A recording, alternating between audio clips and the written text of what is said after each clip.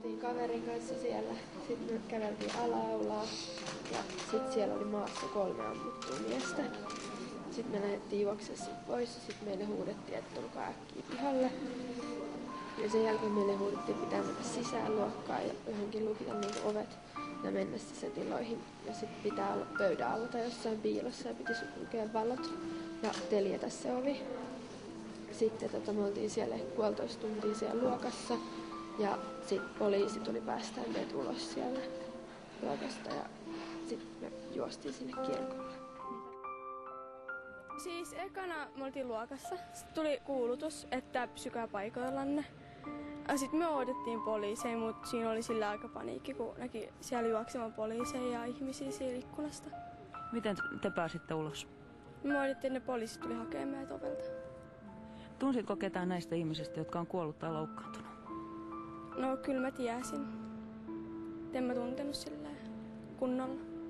Miltä tämä kaikki tuntuu? Sillä aika oudolta, silleen mahdottomalta, että tällaista tapahtuu täällä. Onko se pelottavaa? Joo, vähän se. Joo on. Me oltiin siellä toka luokka siellä koko koulussa ja me oltiin oltu joku tunti siinä istuttu pulpeteiden tai sellaisten pöytien alla, kun meillä oli köksää just. Yksi poliisi tuli eka sisään ja sanoi, että katteli ja sillä oli kaikki aseet ja kaikki tällaiset. Sitten se vaan katteli ja sanoi, että kohteen pitää lähteä juoksemaan. Sitten sen ove alettiin koputtaa. Sitten sieltä tuli muita poliiseja ja sanoi, että se tulee ihan kohta tuohon toiseen luokkaan tai siihen toiseen köksän luokkaan, kun siinä on vaan semmoiset ovet tai semmoiset lasiovet vaan edessä. Sitten se poliisi sanoi, että nyt lähtekää juoksemaan ihan täysiin. Sitten me juostiin sen ruokalan ohi, se oli ihan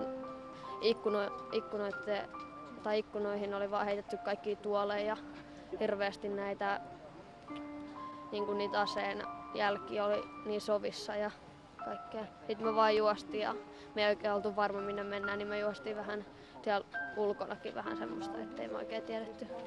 Sitten me mentiin tonne siihen Lauri ja Rantakarin siihen eteen ja siinä sitten meidät opastettiin tänne. Sitten kun oli yksi ystävätär luokkalainen oli kadoksissa monta tuntia, niin nyt eilen sitten ilmoitettiin, että hän on kuollut. Että sitä ei sitten löytynyt missään. Oltiin meidän luokassa ja me ei oikein tiedetty siitä mitään. Ja kukaan ei kertonut meille mitään siitä, että mitä on tapahtunut. Sitten joku soitti sen kaverille. Sitten meille kerrottiin, että siellä on ammuskeltu. Ja meidän opettaja ei ollut siinä vaiheessa siinä luokassa. Ja sitten me oltiin siellä niinku ihan yksin ja tälleen. Me nähtiin, että meidän opettaja juoksee tuolla ulkona. Sitten se niinku huitosi jätet ulos.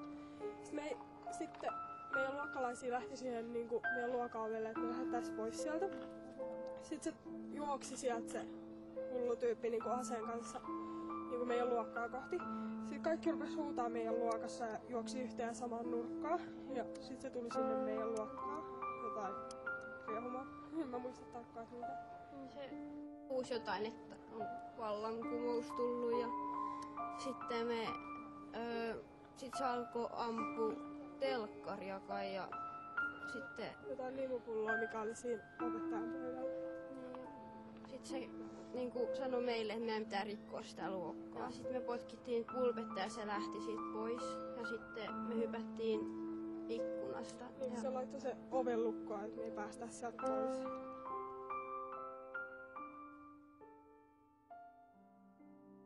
Semmoinen kauhea, että se tuntui ihan jotain elokuvalta, kun ei sitä niin voinut uskoa että silleen oikeasti käy.